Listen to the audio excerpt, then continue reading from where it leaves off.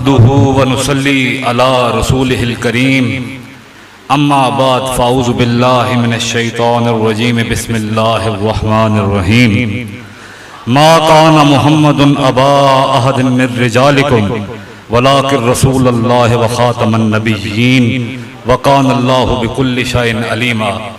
صدق الله العظيم ان الله وملائكته يصلون على النبي يا أيها الذين آمنوا صلوا عليه وسلموا تسليما اللهم صل على محمد وعلى آل محمد وبارك وسلم۔ سب سے پہلے آج کی اس 120ویں خاتم النبیین کانفرنس میں تمام احباب، شرکاء، علماء کرام کو خوش آمدید کہتے ہوئے ہدیہ تبریک پیش کرتا ہوں۔ اللہ رب العزت کا بے پایان فضل و احسان اور حضور خاتم النبیین رحمت للعالمین حضرت محمد مصطفیٰ صلی اللہ علیہ وآلہ وسلم کی خصوصی چشم رحمت کہ آج کی یہ کانفرنس انعقاد پذیر ہے۔ اس امر کا اظہار بھی ضروری سمجھتا ہوں کہ کرونا کی وجہ سے جب پبلک اجتماعات پر پابندی لگی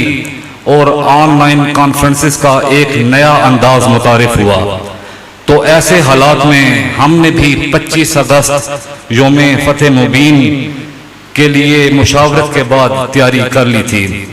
اور اس حوالے سے جملہ انتظامات مکمل کر لیے تھے۔ درین اسنا قبلہ دادا جی رحمۃ اللہ علیہ کے وصال باکمال کا سانحہ ہوا تو ایسا لگا کہ شاید یہ کانفرنس منعقد نہ ہو سکے، لیکن پھر خیال آیا کہ جب میرے والد گرامی نے حضرت قبلہ عالم کی تعلیمات کے فروغ کے لیے، تعلیمات کو عام کرنے کے لیے 25 اگست کو یوم فتح مبین کے طور پر منانا شروع فرمایا تو قبلہ دادا جی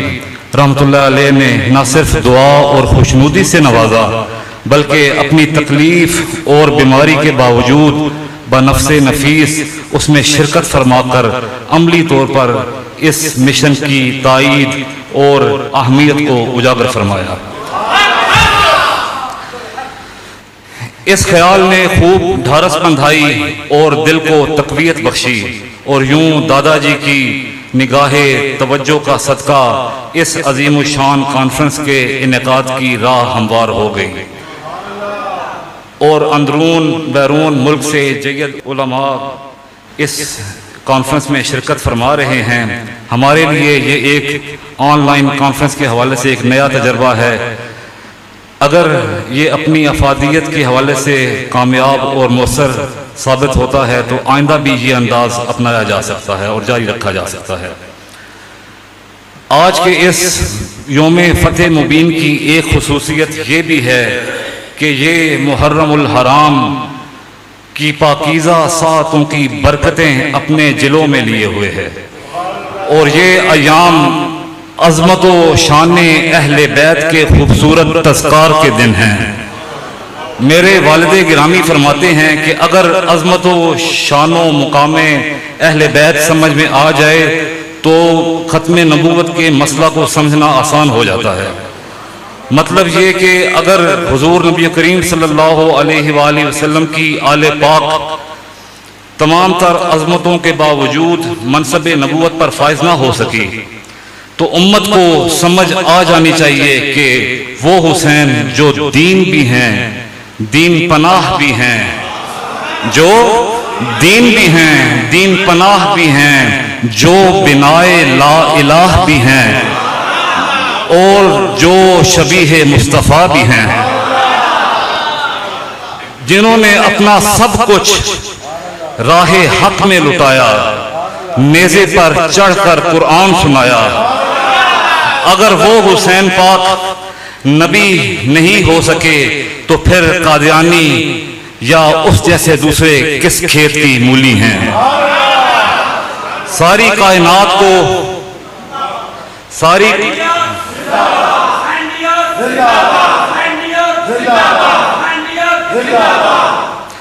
ساری کائنات کو عظمتوں کی معراج حضور نبی کریم صلی اللہ علیہ وآلہ وسلم کے گھرانے سے ملی جب گھر والے نبی نہ ہو سکے تو یہ حق ہرگز کسی اور کو حاصل نہیں ہو سکتا۔ آج کی اس کانفرنس کی ایک دوسری خصوصیت یہ بھی ہے کہ یہ اس وقت منعقد ہے کہ جب زہد الانبیاء، فخر چشت اہل بہشت، شیخ شیوخ العالم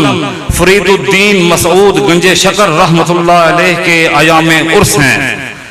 جن کی آفاقی شہرت اور عند اللہ مقرب ہونے کی خوبصورت علامت یہ ہے کہ صدیاں بیت جانے کے باوجود خلق خدا آج بھی حق فرید یا فرید کے نعرے کا ورد کر رہی ہے۔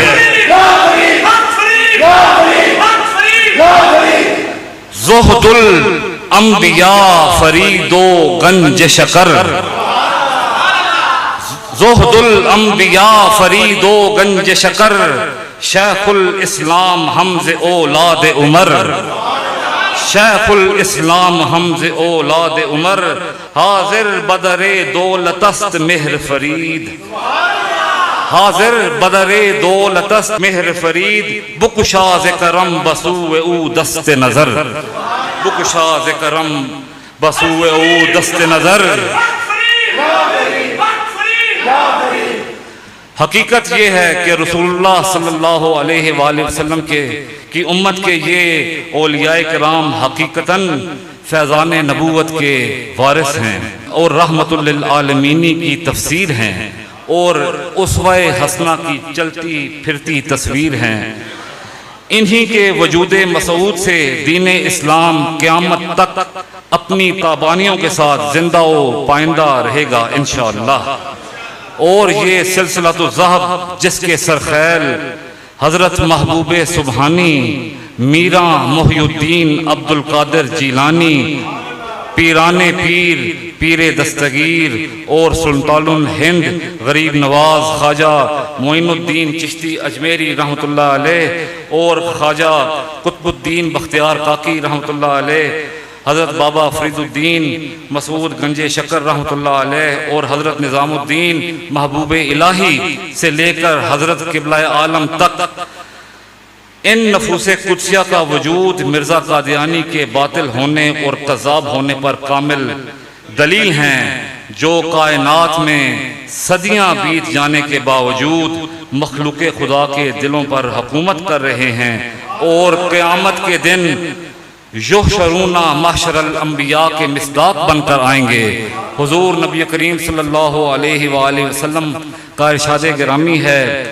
کہ قیامت کے روز میری امت کے یہ ذی قدر افراد جب تشریف لائیں گے، جب آئیں گے تو لوگ سمجھیں گے کہ یہ نبی آ رہے ہیں۔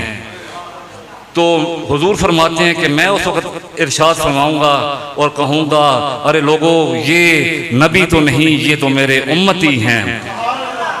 اللہ اللہ کیا شان اولیاء امت مصطفیٰ، ان کا جلوہ یوں ہوگا کہ جیسے انبیاء ہوں۔ اور اللہ تعالیٰ نے مقام بھی وہ عطا فرمایا کہ چاہیں تو اشاروں سے اپنے کایا ہی پلٹتے دنیا کی، یہ شان ہے خدمت گاروں کی، سردار کا عالم کیا ہوگا۔ جس وقت تھے خدمت میں ان کی بو بکر و عمر عثمان و علی، اس وقت رسول اکرم کے دربار کا عالم کیا ہوگا۔ جب حسن تھا ان کا جلوہ نما،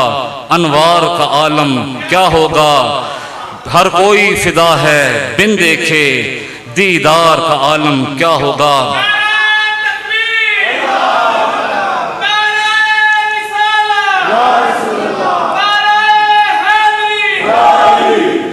اللہ رب العزت ہمیں حضور نبی کریم صلی اللہ علیہ وآلہ وسلم کی ختم نبوت پر